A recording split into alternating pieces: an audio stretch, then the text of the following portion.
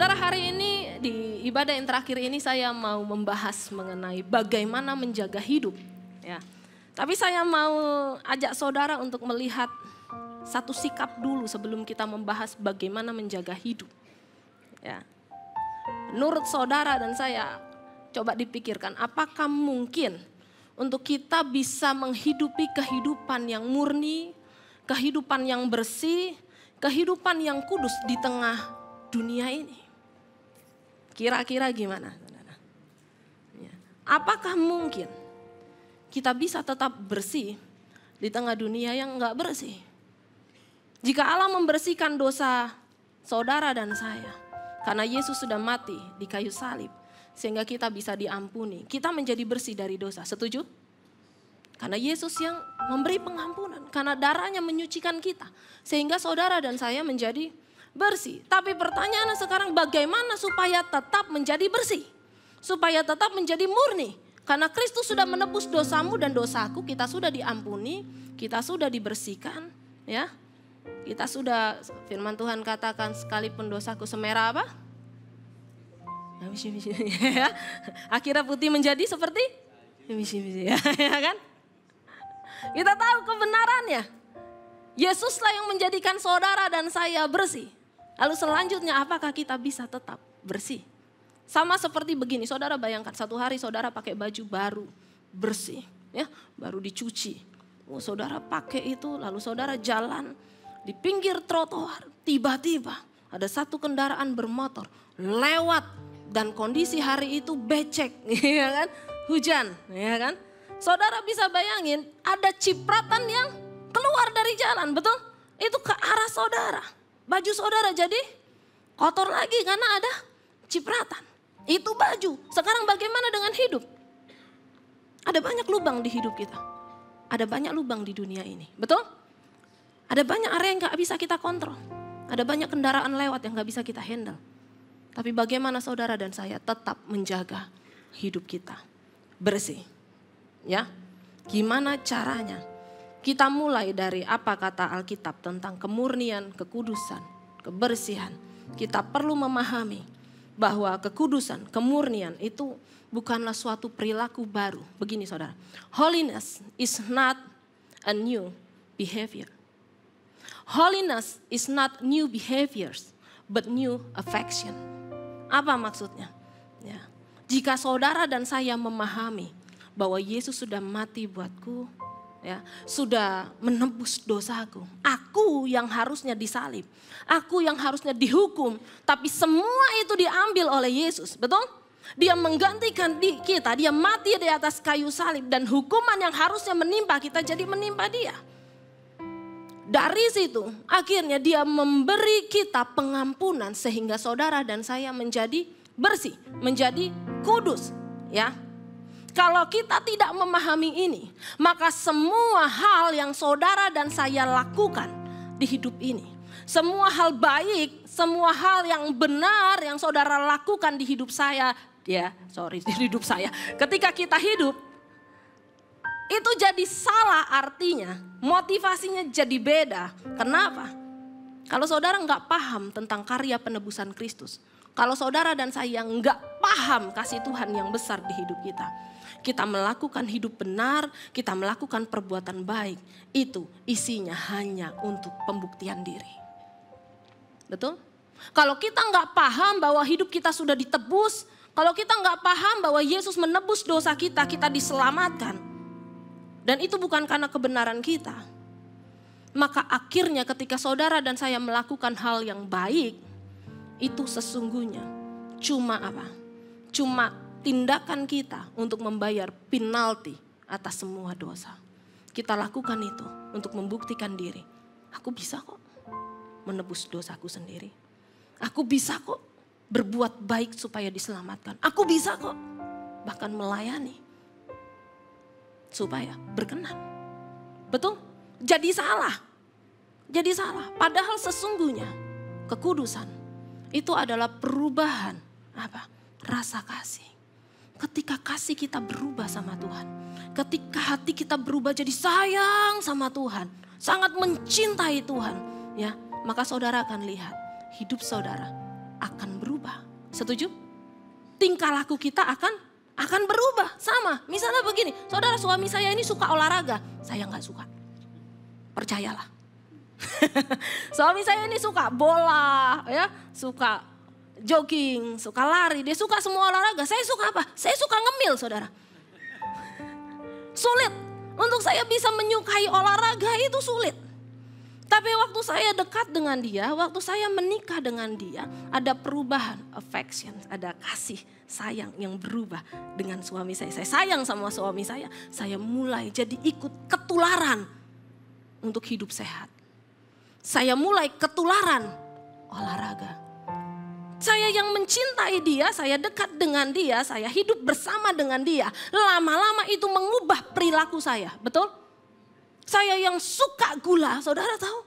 Saya suka sekali gula, gak tahu kenapa dilarang. Padahal enak, bener? Oh, saya suka banget gula. Apalagi terang bulan, waduh itu kayak shalom, kayak saya lewat lagi deh. Saya lewat ada terang bulan, shalom Brili, shalom, terang bulan, itu udah. Saya gak bisa menghindar. Tapi karena saya menikah dengan suami saya dan suami saya bilang ayo hidup sehat. Kurangi gula. Jadi ketika dia begini-begini, saya begini-begini. Itu sulit buat hidup saya. Terjadi perpisahan antara saya dengan terang bulan. Saudara. Itu gak mudah buat hidup saya. Waktu saya begini saya bilang aduh. Tapi karena saya apa? Hati saya mencintai suami saya lebih besar daripada mencintai terang bulan. Kok jadi gitu? Nah, ketika saudara mencintai Tuhan jauh lebih besar, ya, saudara jatuh cinta dengan Tuhan. Saudara tuh bisa bilang gini, saudara gak begini, aku harus hidup benar, bukan. Aku mengingini hidup benar, setuju? Saudara gak lagi gini, aku harus hidup buat Tuhan. Enggak, aku pingin hidupku buat Tuhan, setuju?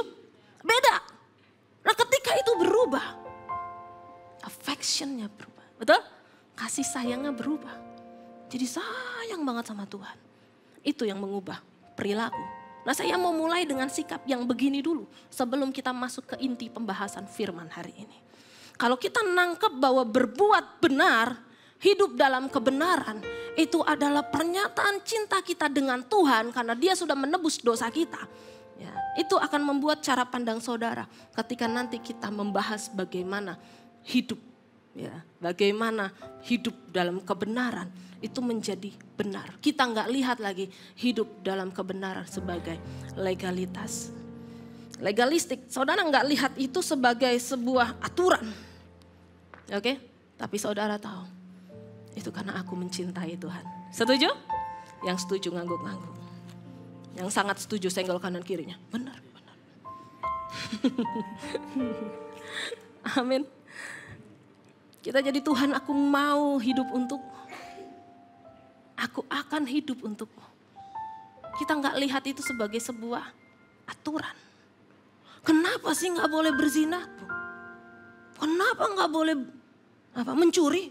Kenapa nggak boleh berbohong? Saudara nggak lihat itu aturan. Tapi saudara bilang Tuhan aku mau hidup benar, betul? Aku mau hidup kudus. Kenapa? Aku tuh jatuh cinta sama Tuhan. Aku mau hidupku buat Tuhan. Amin. Kita sering melakukan kesalahan, betul?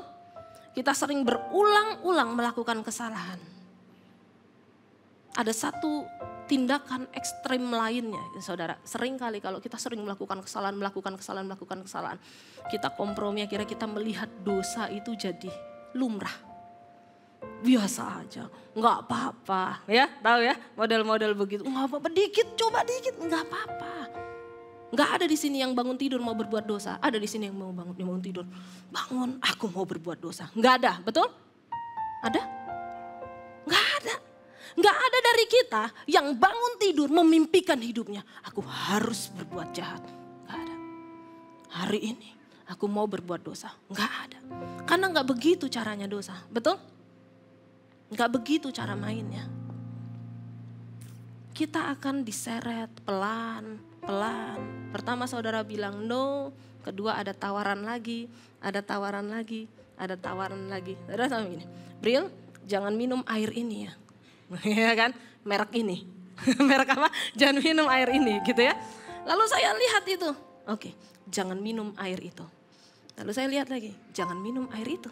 Oke, ya kan? Saya nggak bangun pagi, saya mau minum air itu. Enggak, jangan minum air itu, betul? Lalu tiba-tiba begitu saya jalan, tetangga saya bilang, ini air enak banget loh. Aku minum ini, Bril, minum cuma seteguk aja, seminggu gak haus. Kok bisa seminggu gak haus? Mereknya GMS. Seminggu gak haus. Hebat, saya bilang gak boleh, betul? Tapi kepikiran di saya, kok bisa seminggu gak haus ya? Kayak apa tuh air ya, betul? Saya pulang nonton TV, minum air merek ini. Anda akan mengalami kesegaran. Anda gak akan haus lagi. Cukup seteguk seminggu. Beneran kata tetanggaku.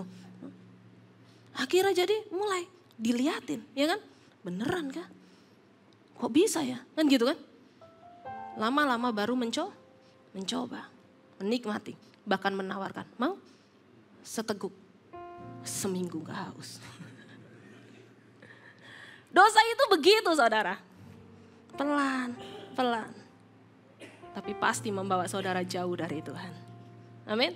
Kadang kalau kita lihat aturan, yang penting kan hubungan, ya kan? Yang penting sama Tuhan tuh hubungan.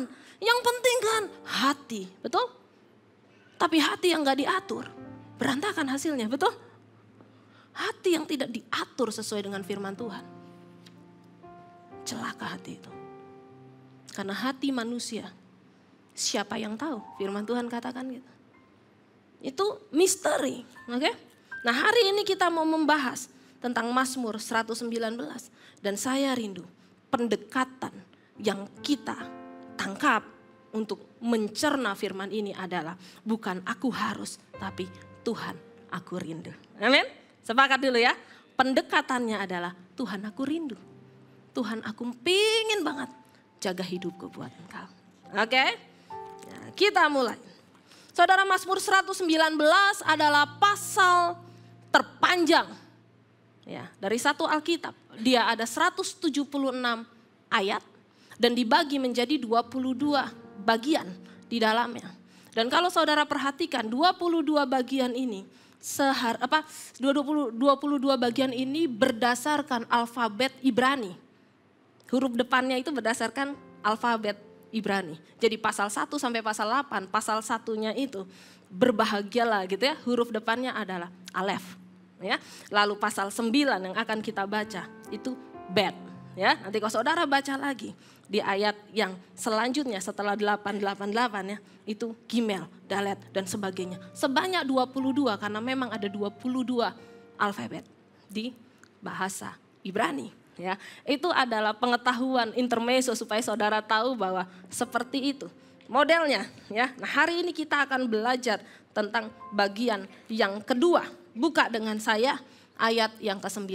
Mazmur 119 ayatnya yang ke-9, 10 dan 11. Kita akan bahas 3 ayat pertama. Yang sudah lihat, sudah dapat, sudah mulai membaca katakan amin. Oke, baca sama-sama ya.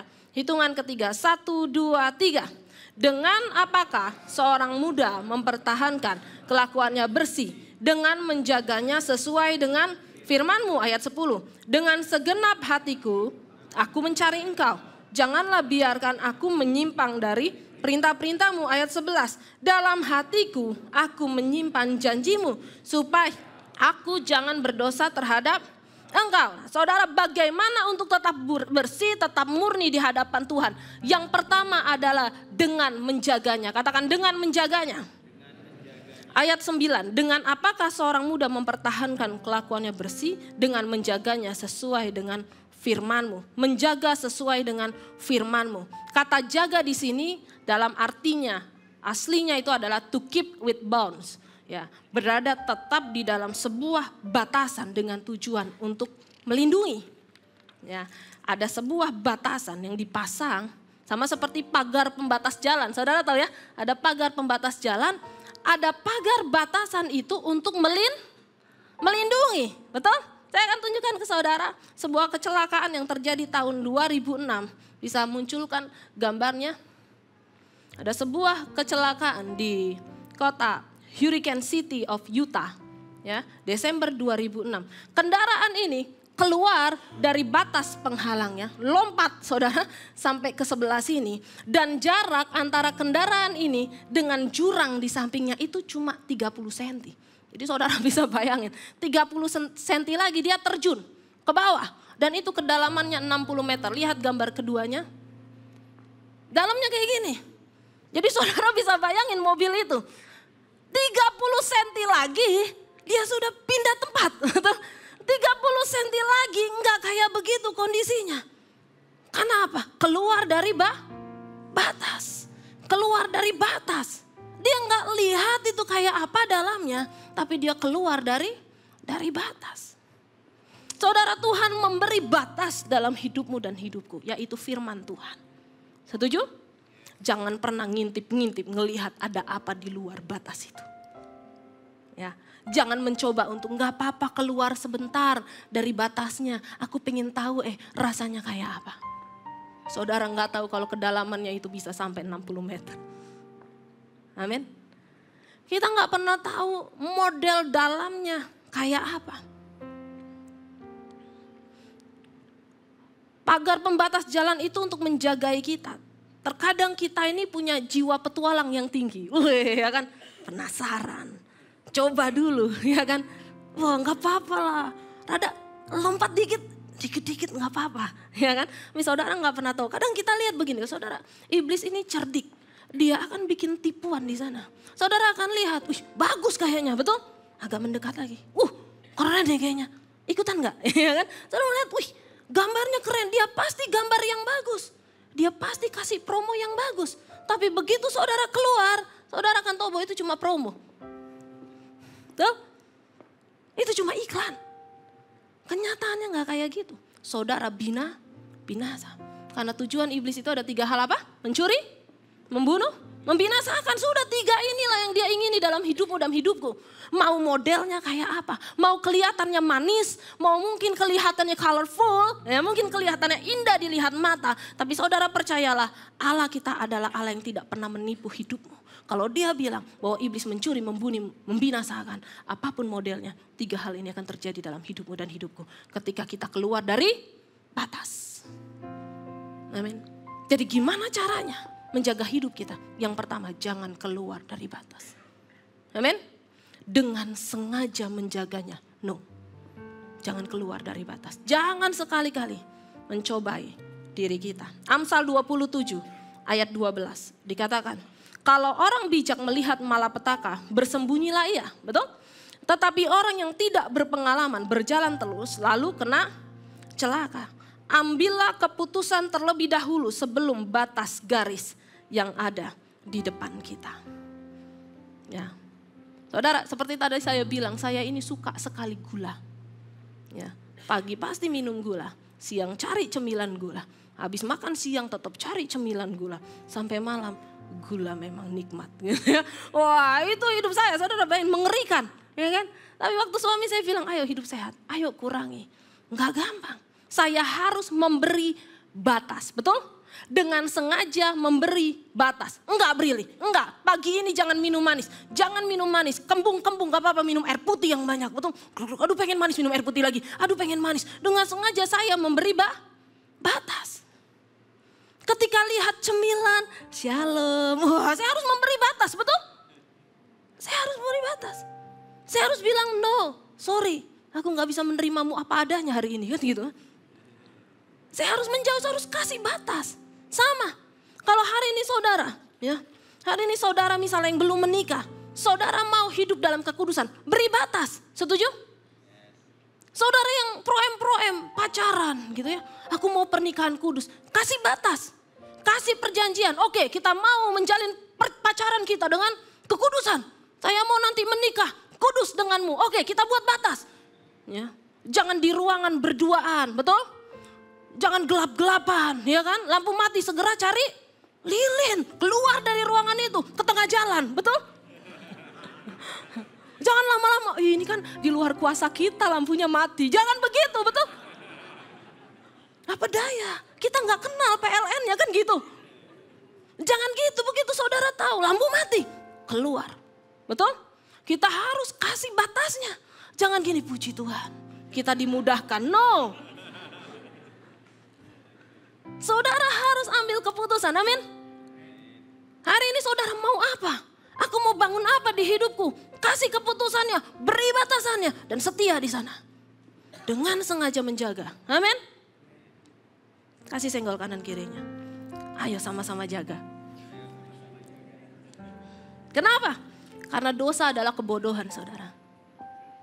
Betul? Dosa adalah kebodohan. Udah tahu nggak baik, dilakuin. Ya kan? Itu kebodohan.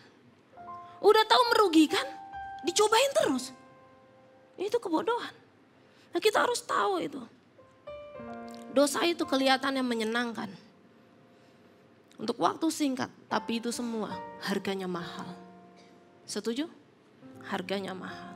Bagaimana menjaga hidupmu dan hidupku tetap murni, tetap bersih, tetap kudus di hadapan Tuhan. Yang pertama, dengan menjaganya. Yang kedua adalah mencari Tuhan. Katakan mencari Tuhan. Ayat 10. Mazmur 119 ayat 10. Dengan segenap hatiku, aku mencari Engkau. Janganlah biarkan aku menyimpang dari perintahmu. Kata mencari itu bahasa aslinya adalah to resort, to consult, to inquire. Untuk meminta tolong, untuk berkonsultasi, untuk bertanya, untuk menyelidiki. Oke? Lalu dikatakan dengan segenap hati. Katakan sama-sama, segenap hati. Apa yang Tuhan rindukan dari saudara dan saya adalah segenap hati. Ya. Kita nggak bisa ikuti firman Tuhan dengan membagi hati-hati kita. Oke, hatinya cuma satu, hatinya dibagi-bagi, ya kan? Oke, sekian persen buat A, sekian persen buat B, sekian persen buat C. Lalu kita pikir kalau mau diberkatin, oke, aku butuh Yesus di hidupku. Ya nggak? Kalau biasa-biasa aja nggak jadi, kan gitu?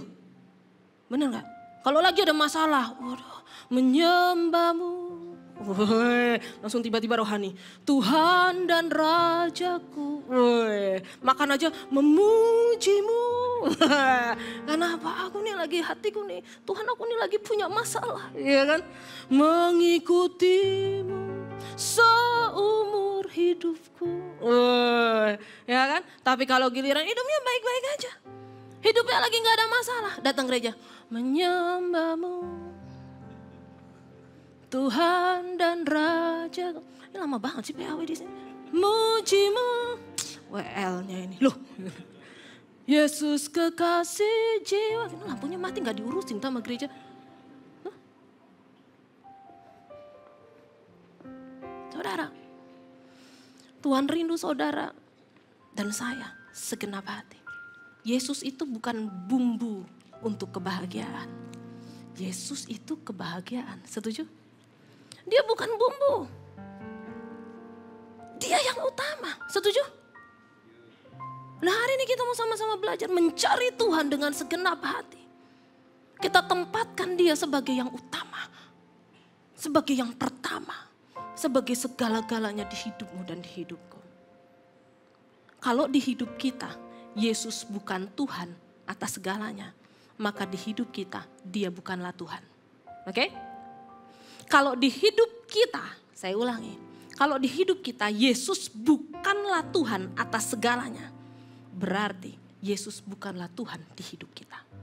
Nggak bisa kita bilang Yesus Tuhan di hidupku. Tapi dia nggak jadi segala-galanya dalam hidupmu dan hidupku. Berarti Yesus bukan Tuhan buatmu. Amin. Kalau dia Tuhan, maka segala-galanya buat dia. Segala-galanya milik dia. Segala-galanya di hidup kita. Perlu dia. Amin. Karena dia Tuhan. Itu yang kedua. Yang ketiga, bagaimana menjaga hidup kita. Yang ketiga adalah menyimpan firman Tuhan di dalam hati. Katakan menyimpan firman Tuhan. Di dalam hati. Oke, ayat 11. Dalam hatiku, aku menyimpan janjimu. Supaya aku jangan berdosa terhadap engkau. Ya, kata menyimpan itu artinya menyembunyikan, menghargai dengan menyimpannya, ya, sesuatu yang berharga yang disimpan.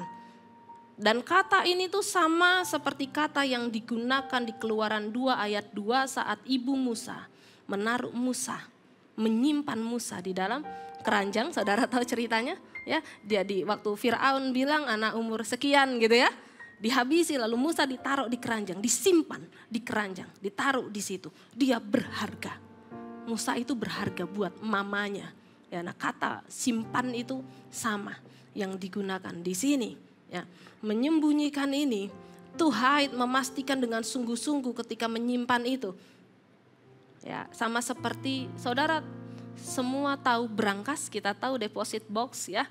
Kita tahu berangkas, yang biasa disimpan di dalam berangkas apa? Sendok? Ya. Kalau sendoknya dari emas gitu ya. Oh ini 50 gram nih Bri, 50 gram saudara simpan gitu ya di dalam berangkas. Yang saudara simpan di dalam berangkas itu biasanya benda berharga, setuju? Perhiasan kah? Logam mulia kah? Surat-surat berharga, betul? Kita simpan di dalam deposit box. Sama, Tuhan memberikan hati kita sebagai berangkas. Sebagai deposit box. Isilah dengan firman Tuhan. Amin. Isilah dengan firman Tuhan. Tapi sering kali kita nggak isi itu dengan perkataan Tuhan. Kita cuma isi dengan apa yang kita mau isi. Padahal itu belum tentu berharga, betul? Belum tentu itu berharga. Kita perlu untuk menyimpan firman Tuhan di dalam hati kita. Nah, apa gunanya menyimpan firman Tuhan di dalam hati kita? Di ayat itu dikatakan supaya aku jangan berdosa terhadap engkau. Ya. Supaya aku jangan berdosa terhadap engkau. Saudara menyimpan firman Tuhan dalam hati bukan untuk supaya reputasinya baik. Supaya orang lihat saudara, rohani nih orang. Ya kan? Tiap kesandung haleluya, rohani dia. Ya kan? Itu supaya kelihatannya baik, kelihatannya oke, kelihatannya bagus. Ya. Supaya apa? Supaya si dia suka sama aku. Ya kan? Kelihatannya. Begitu, bahkan sekarang tuh ada istilah strategic image management. Yang asli simpan di dalam, yang di luar terlihat yang bagus. Strategi. Ya ada istilah itu saudara. Bukan itu tujuannya, tapi firman Tuhan katakan apa? Supaya aku jangan apa? Berdosa terhadap engkau. Kenapa? Karena kalau engkau dan aku, kalau saudara dan saya berdosa terhadap Tuhan, maka hubungan kita dengan Tuhan jadi putus. Padahal itu yang paling berharga, setuju? Itu yang paling berharga di hidup ini. Jangan pernah lepaskan Tuhan apapun yang terjadi di hidupmu dan hidupku. Jadikan dia segalanya. Supaya aku jangan berdosa terhadap engkau Tuhan, aku akan menyimpan firman-Mu di dalam hatiku. Amin. Supaya aku enggak dengan mudah mengutukimu. Supaya aku enggak dengan mudah meninggalkanmu. Supaya ketika terjadi masalah di hidupku, aku mengenal siapa Allahku. Amin. Aku akan tetap bertahan karena aku percaya Tuhan yang aku sembah besar. Di mana saudara tahu Tuhan itu besar? Di dalam hatiku menyimpan firman-Nya. Amin. Di dalam hatiku menyimpan janjinya. Di dalam hatiku menyimpan perkataannya. Kita akan breakdown apa gunanya menyimpan firman Tuhan dalam hati. Yang pertama, gunanya saudara menyimpan firman Tuhan dalam hati. Yang pertama adalah membantu kita melawan pencobaan. Ya, membantu kita melawan pencobaan. Saudara-saudara tahu spons untuk cuci piring? Ya, kalau kita masukkan ke air, dia akan menyerap air, betul? Kalau kita peras, airnya akan keluar. Sama, hati kita ini juga seperti spons. Kalau kita serap firman Tuhan, ketika saudara mengalami masalah, saudara ditekan, betul? Saudara diperas hatinya, yang keluar apa? Firman Tuhan. Ketika saudara pun dicobai, yang keluar firman Tuhan. Amin. Ketika saudara dicobai. Sewaktu Yesus dicobai, dia melawannya dengan apa? Ada tertulis. Ketika saudara dicobai, saudara bisa bilang no, ada tertulis. Aku gak hidup dari harta, aku hidup dari Tuhan. Betul? Aku gak hidup dari apa kata dunia, aku hidup dari apa kata Tuhan. Yang pertama, menyimpan firman Tuhan dalam hati adalah membantu kita melawan pencobaan. Yang kedua, menyimpan firman Tuhan dalam hati. Yang kedua adalah membantu kita semakin mengenal Allah. Ketika saudara menyimpan firman dalam hati, dunia boleh berubah. Tapi saudara tahu Allah saudara tidak berubah. Saudara kenal dia, betul? Ya. 1 Samuel 3 ayat 21. Dan Tuhan selanjutnya menampakkan diri di Silo. Sebab ia menyatakan diri di Silo kepada Samuel dengan perantaraan apa? Firman-Nya. Tuhan menyatakan dirinya, ya, menampakkan dirinya melalui firman. Saudara terima firman Tuhan, saudara bertambah pengenalan akan Dia. Amin. Saudara dengar firman Tuhan, saudara bertambah kenal dengan sifat-sifat Tuhan. Allah menyatakan dirinya dengan perantaraan firman Tuhan. Yang ketiga, kenapa saudara harus menyimpan firman di dalam hati? Gunanya apa? Yang ketiga adalah membawa damai sejahtera. Katakan membawa damai sejahtera. Saudara, satu kali waktu saya masih kerja sekuler, dulu saya bekerja di sebuah perusahaan IT yang kita mensuplai ke banking industri, finance industri. Salah satunya adalah mesin ATM. Ya, harga ATM di zaman saya itu kisaran $6.000 sampai $8.000 satu ATM. Ya, satu kali ada sebuah project dan itu yang ngedeal project itu adalah bos saya. Jadi bos saya ngedeal sama bosnya di bank itu. Tapi karena levelnya dia tidak bisa untuk mengajukan stok barang yang bisa di level saya. Jadi bos saya bilang karena bank ini salah satu account yang saya handle. Jadi dia bilang, Bril, lu bukain ini dong. PO untuk ATM ini sejumlah 13 ATM. Oke, bank mana bos? Bank ini. Ada proyek nih gua. Oke, ya kan. Ini kan account loh. Tapi ini gua ngedeal sama yang atas nih. Lu bukain PO-nya aja ya. Kita stok barang itu. Oke, proyek ini akan berakhir berapa lama? Berapa bulan habis kok? Oke, ya. Saya stok barang itu, betul? Saya stok barang itu 13 ATM datang masuk semua ke dalam gudang kami. Sekian bulan, bos saya resign. Tinggal saya dengan proyek itu. Dan saudara tahu, ATM itu mangkrak, proyeknya berhenti, bos saya nggak ada. Tinggal saya. Satu kali saya nggak ngerti bahwa barang itu masih ada, ya, karena saya handle proyek-proyek yang lain. Satu kali saya pulang kerja, belum tutup laptop, tiba-tiba keluar email. Kaget saya buka email itu. Pas saya buka itu dari direktur keuangan, di-share ke presdir, ke vice president dan kawan-kawannya, di broadcast gitu, tulisannya gini, Briliani Papati adalah seorang penipu. Wah, saudara lihat email itu, bagaimana perasaan saudara? Mau banting laptop, eman. Kok gini? Kok emailnya gini? Saya kaget sekali saya buka, ternyata tentang ATM itu. Karena saya yang ngajukan, tapi nggak ada proyek itu. Dan barang itu mangkrak. Saya kaget sekali. Saya cek semuanya. Waduh, ya apa? Bos saya sudah resign. Apa yang bisa saya lakukan? Yang ngedeal proyek bos saya dengan bos yang di sebelah. Apa yang harus saya lakukan? Saya lihat itu. Waduh, saya mau mencoba membuktikan diri, tapi saya belum punya bukti. Ya, saya coba cari email-emailan yang nggak ada. Karena itu percakapan bos dengan bos. Saya nggak punya akses email bos saya. Gimana saya harus membuktikan diri? Saudara tahu perasaannya marah sekali. Saya kesal sekali, saya sedih karena saya nggak bisa bela diri saya. Saya pulang naik motor, langsung gitu ya.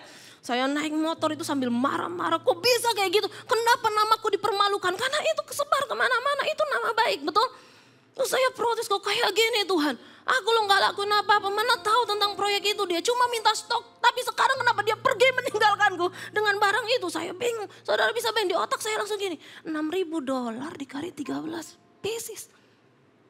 Berapa gede duitnya, betul? $6.000 dikali 13 pieces. Itu gede. Saya bilang gaji berapa tahun ganti itu. Terus tuh ATM buat apa di rumah? Kan gitu. Dia bilang waduh kok begini. Saya bingung tapi saya gak bisa membuktikan. Apa yang bisa saya lakukan? Saya bilang Tuhan kok kayak gini. Waduh saya marah-marah gak jelas. Sampai di rumah saya nangis di kamar saya bilang. Kok gini sih Tuhan? Wah mulai ngoceh. Saudara begitu saya diperas begitu.